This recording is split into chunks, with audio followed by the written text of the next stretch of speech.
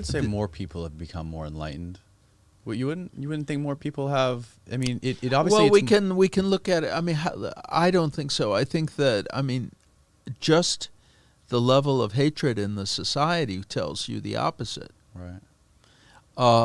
We've got families, people fighting with each other, family members fighting with each other, children, refusing to speak to their parents, and parents refusing. Well, I think mostly it's the children, but it goes both ways. People identifying themselves more and more in terms of their very superficial political views on issues that they don't really understand. So I think that this is in part the internet. I think it's part and I see it, of course, with Russia and Ukraine, because these are areas that I'm familiar with, and I see the flood of uninformed opinion and meaningless factoids that are circulated as a basis for suspicions that nobody tries to analyze or investigate. We're in a bad way. I mean, what's real gold in the present situation is genuinely researched and informed opinion, but that is an infinitesimal part of the public dialogue right now. And so it's no wonder that how we get our act together to do anything vis-a-vis foreign countries is a miracle. We did not prevent the attack on Ukraine, the invasion of Ukraine. Had we, but this was a preventable war. Had the U.S. been a country and a society that was more in control of itself, less divided against itself, we wouldn't have done a lot of things. We wouldn't have left Afghanistan and betrayed an entire people. We would have been able to prevent the attack on Ukraine. I mean, so far, the consequences for our own country have been limited, but that doesn't mean that other people haven't suffered, and we don't know what the future holds. Why did Putin attack Ukraine? Why did he make that decision? Well, of course, there was the example of Afghanistan, but it was also all the crazy stuff that's going on inside American society. And the assessment of foreigners that the U.S. will not resist, that the Western societies will not resist, what is actually an unmistakable act of aggression. Now, as it happens, there has been some resistance, but a more coherent society, a more focused society, a government which had placed some value on expertise, could have prevented this, the killing that's going on right now.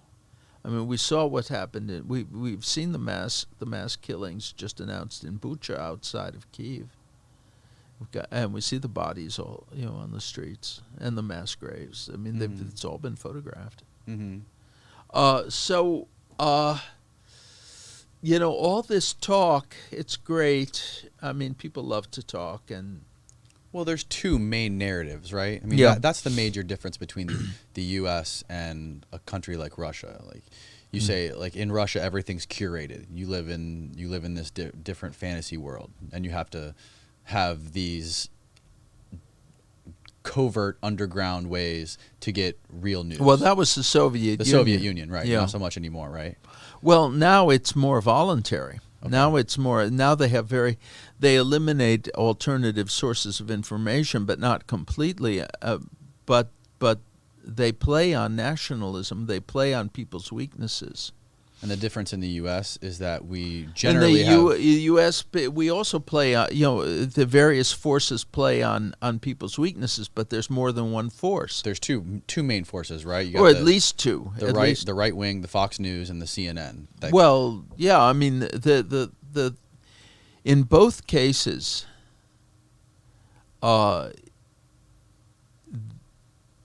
the level of thought and analysis is not high oftentimes. Right.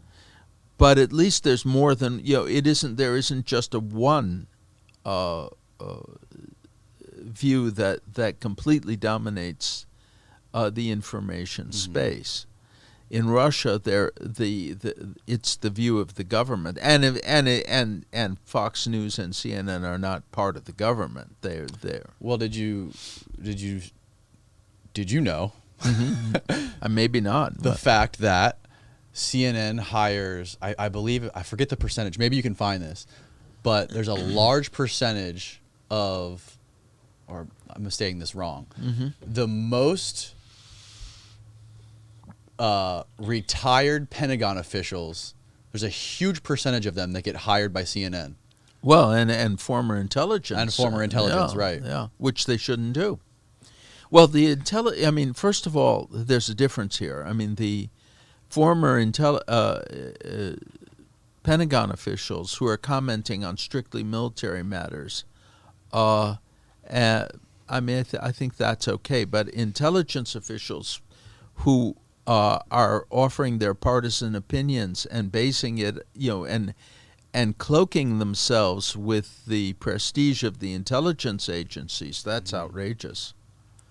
It's just the best thing about what's happening to media, in my point of view, is that now, by and large, people are looking at these big, major conglomerate monopoly media organizations like Fox and CNN, and people aren't taking them as seriously as they used to. We kind of look at them as like the WWF now. Like they're. Well, like I think that cable television has been discredited, and in part because of its own dishonesty. Yeah. But it's good they're discredited, but it's bad that they behave in a way which discredits them.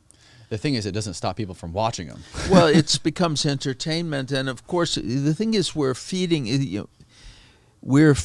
very much into a bad cycle where people are driven by their emotions. We lost when the Cold War ended. America turned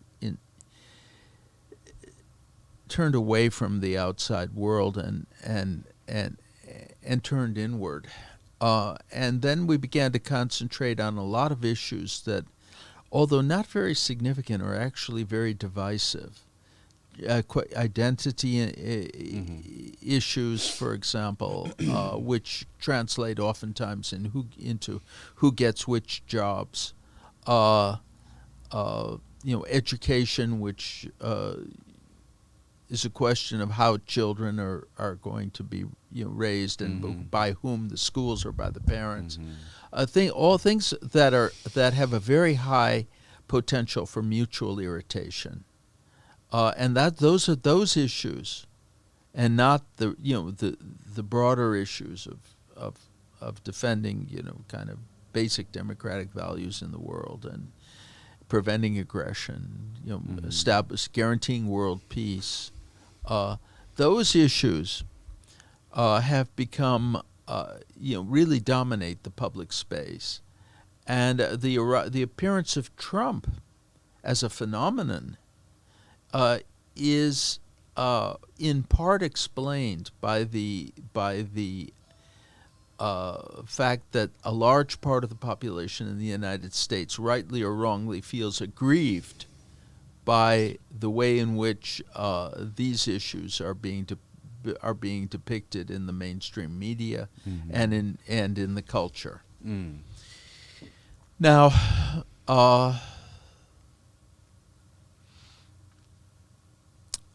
and the result is that America is more and more divided in a way that it's who has the biggest mouth, oftentimes. Right.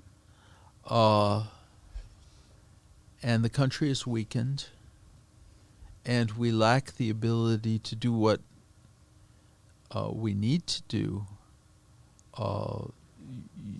Both to take care of our internal problems, such as they are, but also to help to ensure a decent world and a peaceful world, and a world without the kind of aggression that we're seeing in Ukraine, and a world in which we don't have thousands and thousands of young guys in the course of a month. I mean, the combined death toll in Ukraine, Ukrainians and Russians, it must be now over 20,000. During the entire Afghan war, 10 years that the Soviet Union fought in Afghanistan, the death toll was 15,000. Now this is only 1 month. This is a real slaughter.